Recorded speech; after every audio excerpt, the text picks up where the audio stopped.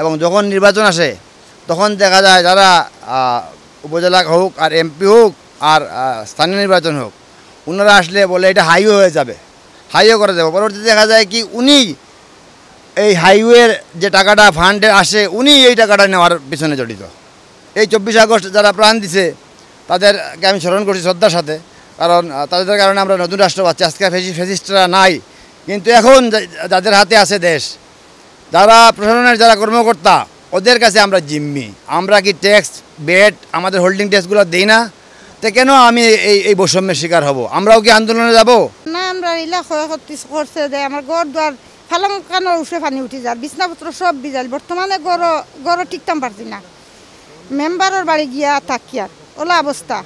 এরপরে গড় ঢুকা যান না পানির কারণে, হামানি যান না। প্রত্যেক বছর বছর আমরা পানির চেতানি, এটা কষ্ট আমরা খুব কষ্ট লাগে। বাচ্চারা লইয়া আমরা টানাটানি জি না, আমরা কিছু দিকাইছি না এখনো পর্যন্ত।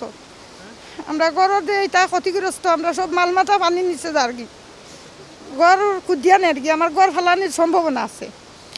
আর বছর বছর যে মানুষ আইন আমরা এই সাইটে বাঙ্গা খেউ, তো আমরা বাঙ্গা খান বরণ দিবার লগে খেউ নিজ কিছু নিচই নেব করিয়া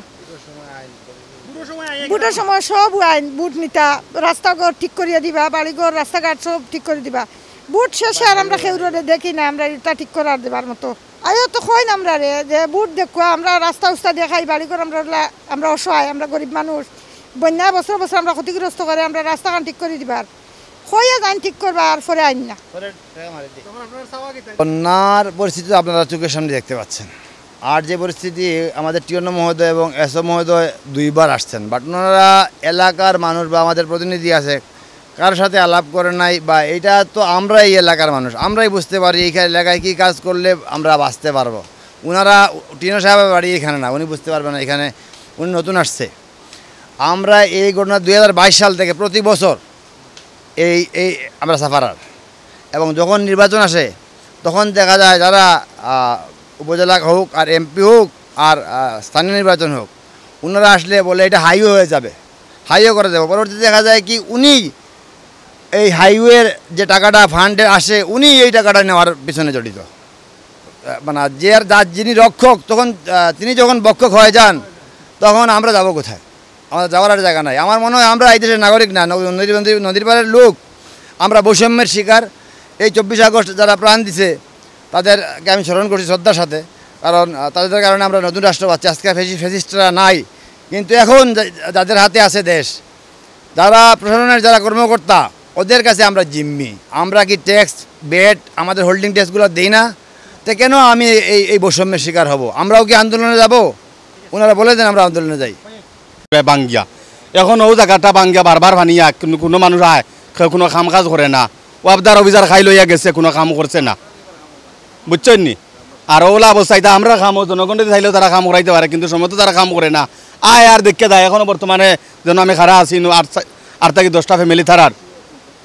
ও এর বাদে নিজের টেকা দিয়ে আমার খালেদ ভাই এরা কাম করাইছেন। অন্য কয়দিন আগে তারা মানুষ 15-20 জনে মিলিয়া বাক্কা টাকা গেছে, এখন ওই টাকা পাওয়া গেছে না। যারা তো টেকা তারা টেকা মারি দে। ও জি না, এখনো পর্যন্ত আবার কোনো মানুষ আইছে না। ওই যে মানুষ বাড়িঘর ডুবছে রারাই মুমিনপুর, এখনো পর্যন্ত মানুষ আইছে না। ও তা অবস্থা আইয়া খালি দেখে আর কিতা করতো। ও খালি ছবি তুলে বেলছি, তুলে তারা বাপর টোলা খাইতরা আইয়া মোবাইলে ছবি তুললা, ভিডিও করলা, আর খালি হোয়াটসঅ্যাপে যাত্রা। ও তা অবস্থা। আর মানুষের খান্দা গুটা যার ঘর বাড়ি সব বুড়াই জয় জয়, খালি বেশিরভাগ খালি কমেন্ট করতরা, খালি লাইভ আর কমেন্ট করতরা। রাই মুমিনপুরে বেশিরভাগ বুড়াই বাড়ির বার সব বেশি। ইটা প্রচুর গ্রাম মানুষের জয়। আসসালামু আলাইকুম। একজনে টেন্ডার মারে বাদে 5 বার খাম বিক্রি হয়, এটা আসলে অত্যন্ত দুঃখজনক। 5 বার বিক্রি হয় তাহলে 5 জন মানুষে এটা যদি ধরা ছোঁয়া করে তাহলে একটা বেনিফিট পায়। আসলে এটা সঠিক নাই। যদি মূল ঠিকাদারে যদি খাসটা করাইল তো লগে লগে সাথে সাথে তাকিয়া হইলে খাসটা এবার একুরেট হইতো।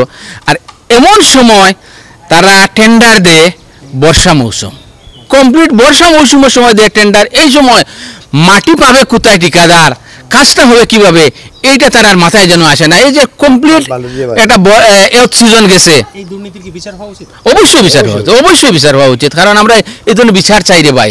আমরা জনপ্রতিনিধিগণ, আমরা মানুষে আমরা বারবার যে কোনো জিনিস বলে। কারণ আমি সাবেক মেম্বারও ছিলাম, গত নির্বাচনে আমি হয়তো বিজয়ী ছিলাম, আমাকে রায় চিনিয়ে নেওয়া হয়েছে, গত 29 তারিখে আমি কোর্টে আমাকে আবার বিজয়ী ঘোষণা করছে। আসলে আমরা তো জনপ্রতিনিধি, আমরা সব সময় চাই জনগণের সেবক হইয়া জনগণের পাশে থাকতাম।